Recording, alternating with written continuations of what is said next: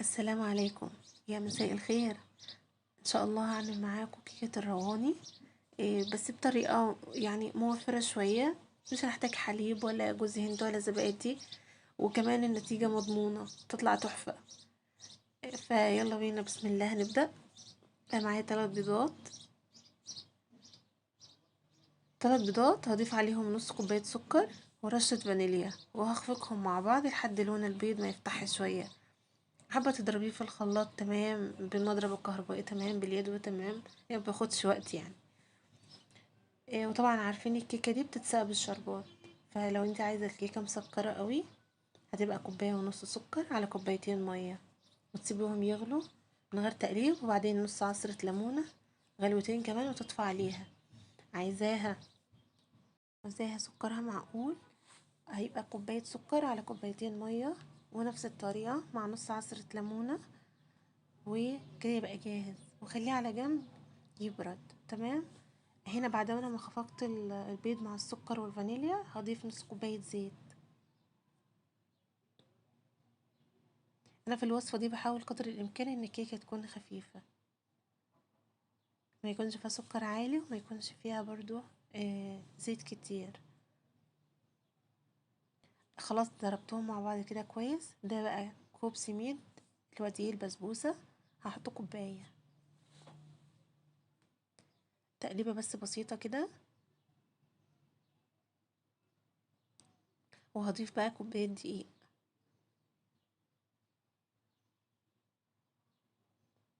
وكمان معلقة بيكنج باودر كبيرة، وهقلب على الهادي كده. انا مش هقلب جامد، بس الدقيق يختفي وكده يبقى الخليط جاهز. هي الخليط بتاع الكيكة دي بيكون سميك شوية زي نفس خليط البسبوسة بالظبط، فمش هنحتاج اي سوائل تانية ولا اي حاجة. تمام كده.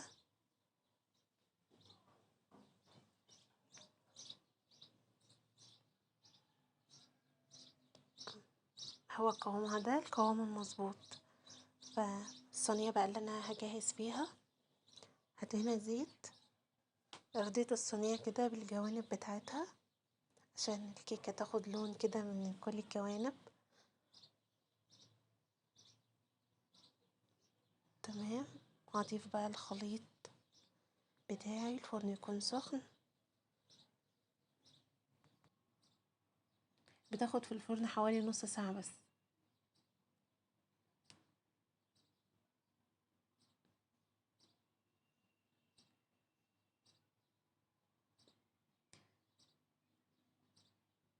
في الفرن كده على الرف اللي في النص على نار متوسطة، وبعد نص ساعة ده شكلها خدت لون من الجوانب. خلاص كده هرفعها تحت الشواية، هتاخد لون من فوق.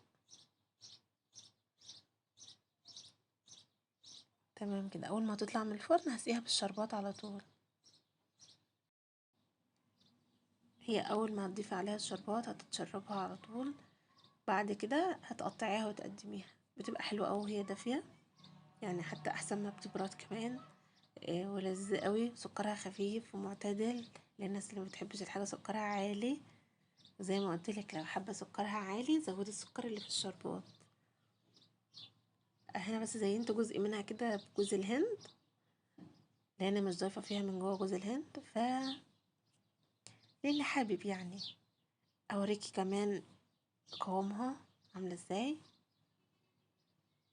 هي صراحة من احلى الكيكات اللي انا عملتها ومعتمداها، يعني انا بحب طعم ديت اكتر كمان من اللي فيها حليب وجوز هند.